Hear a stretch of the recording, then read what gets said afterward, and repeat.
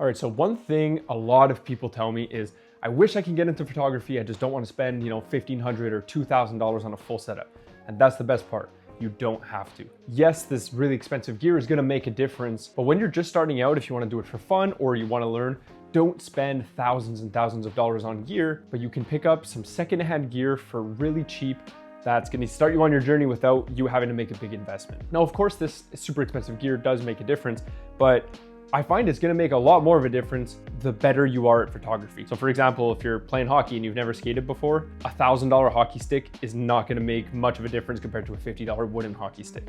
Sorry, I'm Canadian, we talk in hockey. So that's what I'm gonna show you today, is I'm gonna be using two different cameras. I'm gonna be using my brother's old Rebel T5i, which is like $350. You can even find them used for like $200 on Marketplace, versus my brand new Canon R8, which is like $2,000, something like that. And we're gonna see side by side how much of a difference does it make in not only the photo quality, but definitely a bit of the user experience. And I'm gonna put all the photos up on screen and you'll see an exact side by side comparison, and I'll kind of talk us through it. So here we go. And I'm pretty curious about this test, so I'm gonna put them to the test in very different ways. So I'm gonna try different situations. I'm gonna try some landscapes, some macro photography, some low light photography, some portrait, or I don't really have someone to take a photo of right now, so I'll do a portrait or a product photo of, a cup of coffee or something so you can show the bokeh effect and how clear you can get that depth of field. And we're gonna kind of see how they compare. So this is definitely gonna be interesting. Here we have our two cameras. So the first one, this is, like I said, the Rebel T5i. I mean, this thing's a little dusty because it's been in storage for a while,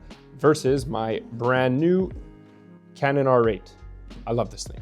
And just to make this fair, both of these cameras have the exact same lens on it. So they both have Canon's 50mm lens, the nifty 50. This one is gonna look a little bit different because this is a mirrorless camera and this is technically an EF lens, so I just have a little adapter on it.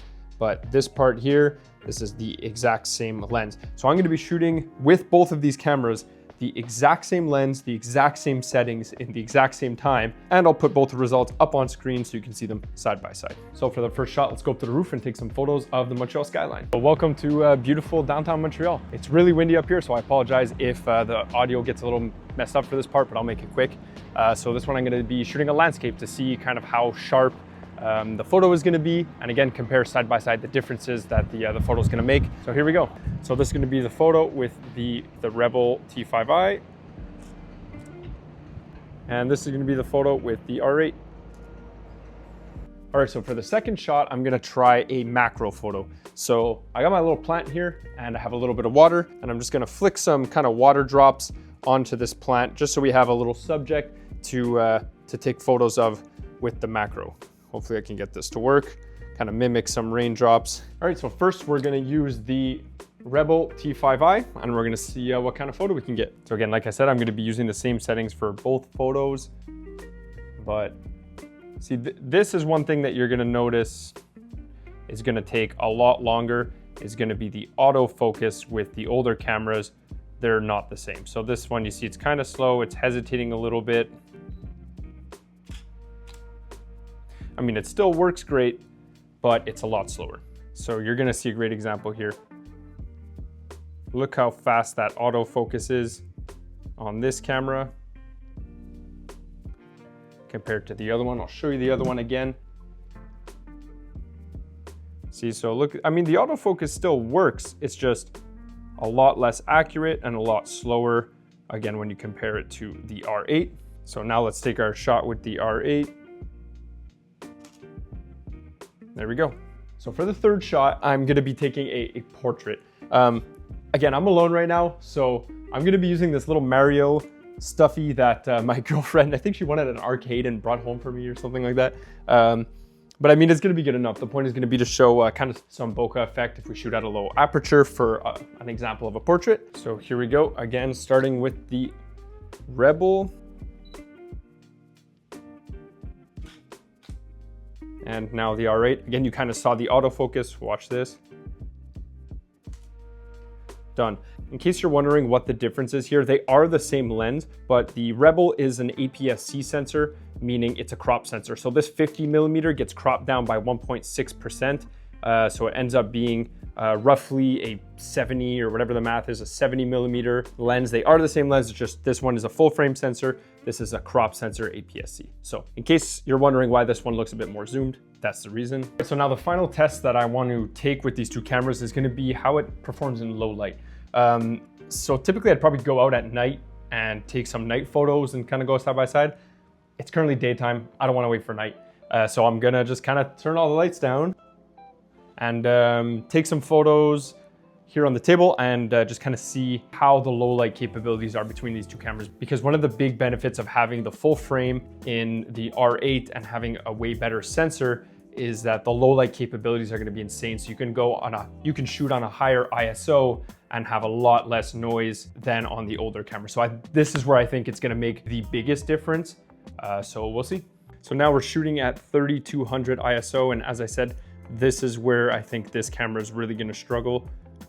Even again, the autofocus versus on the R8, it can shoot at 3200 pretty much no problem at all. Now let's bring these photos into Lightroom and see how they came out side by side. All right, so now we got everything loaded up. I just want to clarify, I used the same lens and I even edited the photos the same. So I used the same edits back and forth and just did one preset. So they're the same edit, the same photo. These photos are the exact same. This is the photo of the landscape. This one, I will say it's the T5i on the left and the R8 on the right. But one thing I will say is, if you notice, I believe between, there wasn't a lot of time between these two photos, maybe a few seconds. But I believe if you look kind of at the grass on the roof here, a cloud did move over. So the lighting is a little bit different, but it's not that bad. But I mean, both of these photos are great photos. If you're gonna post this on Instagram, even if you're gonna wanna print this or use this for whatever, I mean, these are both really, really good photos. Looking at these right away, I mean, you could tell this one, I'm not sure if how much this has to do with the lighting, but the buildings in the R8 on the right are nice crisp white. The ones on the left are blue. Again, I think that probably has more to do with the cloud and the sun that went over rather than the camera itself. But I mean, zooming in on these two, it's really not that big of a difference. The buildings are clean in both. Again, this is a landscape photo. You're not going to be zooming in super far on these two buildings. So, I mean, looking at these right away, these are very comparable. There's not a huge difference in quality, which I expected. With a landscape, it's not that important. All right, so the Rebel T5i photo is on the left here, and the Canon photo is on the right. So this just goes to show these are two very, very different cameras in terms of kind of quality and price and hardware. But I mean, if you look at these photos, the one on the left, again, which is the T5i, this is a great photo. Like this is really good. If you wanted to post this, if you're a hobbyist, if you're just starting out, this is awesome. I'm really, really happy with how that turned out. So where you'll notice a bit of a difference is when you kind of zoom in, here around the sides, you can notice there's a lot more noise, there's a lot less detail compared to on the R8. But I mean, you're likely not gonna notice that much difference. Like it's not that big of a deal. I mean, likely where I had them cropped originally, this is probably where you would post that, or you would use this photo. You probably won't be going in too far. This is also not a macro lens, so it's not made to zoom in too close.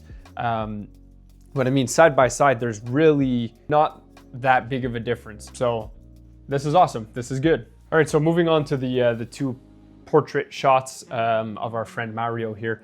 This is the T5i on the left. Again, they're both great photos. They're really not that big of a difference between these two photos. You can see the texture. There's a little bit less noise with the R8 on the right here. And when you zoom in, you can really tell in kind of like the stitching around the eyeball. Like if you look at his skin, again, it's a bit cleaner on the right, but it's very, very minimal. It's not that noticeable of a difference. These are both good quality photos. Looking at these side by side, it would be very hard to tell the difference or which camera took which photo, because they're both very, very good. So I'm really happy with that one as well. And now finally moving on to the last photo, which was the two low light subjects. So as I expected, in these two shots is where you're gonna really notice the biggest difference. The one on the left, again, as always, T5i. The one on the right is the Canon R8. So in low light, this was shot at 3200 ISO, as I said earlier.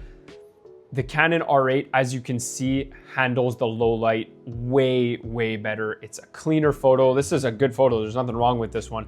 The one on the left, you can just see how much noise gets brought into the photo because you're shooting in lower light, meaning a higher ISO. The sensor just can't handle it as well compared to the R8 with the bigger sensor, the full frame. So this is where the biggest difference is going to be in terms of the quality of the photos.